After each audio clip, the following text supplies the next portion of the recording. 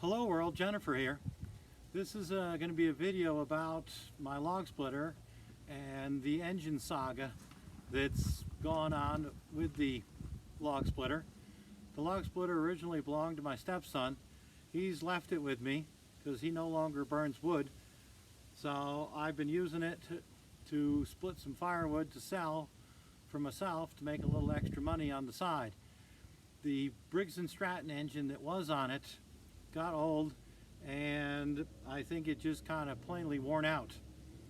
So since I've purchased other engines at Harbor Freight Tools, I decided to purchase a Predator 173cc vertical shaft engine and see how it would do on the White Outdoor 27-ton log splitter. I've had to modify it slightly, and some other thoughts here about what's going on with the Harbor Freight engine.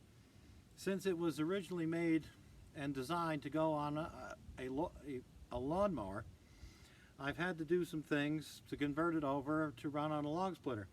The first thing is the internal safety brake mechanism I had to disable, which was just remove a piece of friction material and a giant spring that ran against the flywheel.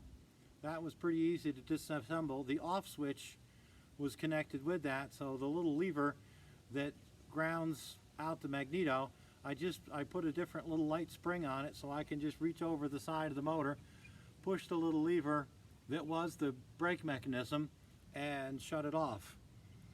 Yes, there is no oil drain in the bottom of the motor. I've had to build on my lathe. I cut little spacers because I didn't want to cut off the output shaft any shorter. The other thing is, when you do start the motor, at first it does shake quite a bit when it's cold and rattles a bit. I believe that's due to the fact of the components are poorly balanced and the higher compression ratio. I'll put the compression ratio in the comments for you so I don't quote a bad number. With that higher compression ratio on an overhead valve and a poor balance job, yes, when the motor is cold, it shakes, it rattles a little bit, but when it warms up, it smooths itself out. Its noise level is about average for every other small single-cylinder engine that I've worked with and around. The interesting thing was about this is the old motor, the carburetor and exhaust, the motor was essentially 180 degrees opposite, to where instead of the cylinder going back this way, it went this way with the exhaust. So I've had to modify some things to clear the carburetor over here and keep the exhaust going out on this side. When you buy them new, you have to, don't forget to add good non-detergent oil for a good break-in. The gas tank is a little small for my taste. I can split log for a good 40 minutes or almost an hour on a tank of gas, and as you can see, I've done pretty good around here with the wood. I do get into some pretty larger log with it. It runs. I have never had a problem with it stalling with the log splitter at full capacity. It has a two-stage pump to where when it shifts into what I call low gear to really push through the log, the motor doesn't seem to be affected in its RPM. The governor, also when the motor is cold, the governor will get hunting, where it'll rev up and slow down, rev up to the point it gets going back, so thrashing so hard it stalls. That just only seems to be a problem here in the colder weather. There is some, I'll put on my helmet cam, show you some other things here about this. Otherwise, I like the little motor. Was only about a little over $120, which works out really good.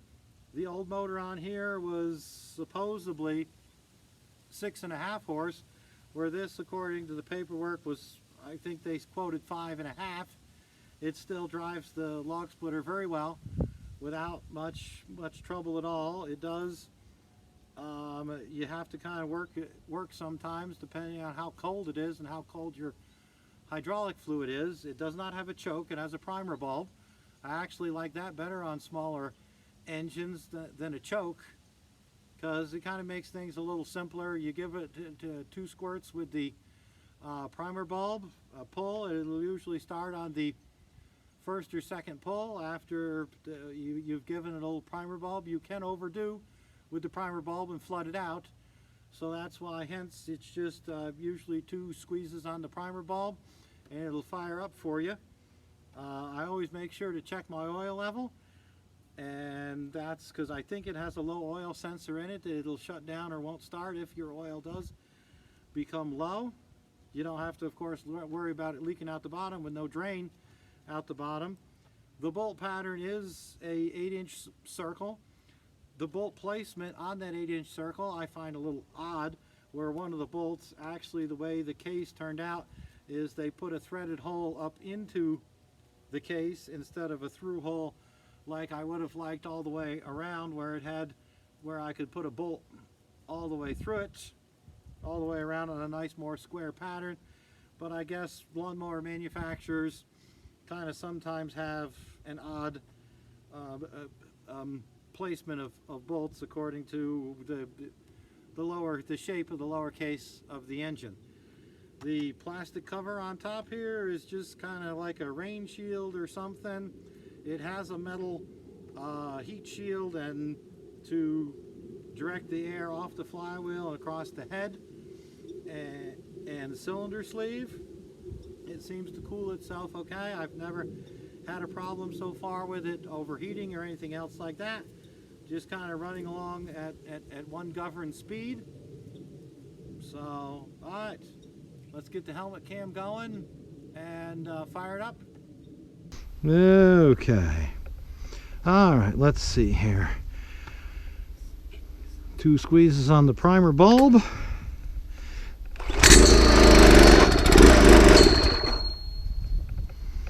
It's cold, it's been cold. 1 squeeze on the primer bulb.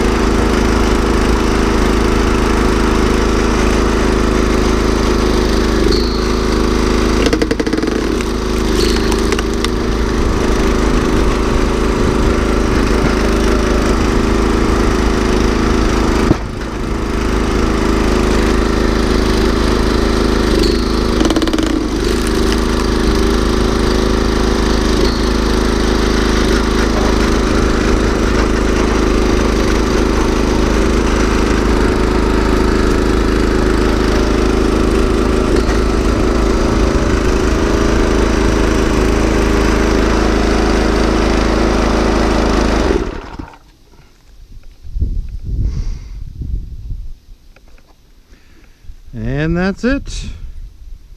Thanks for watching.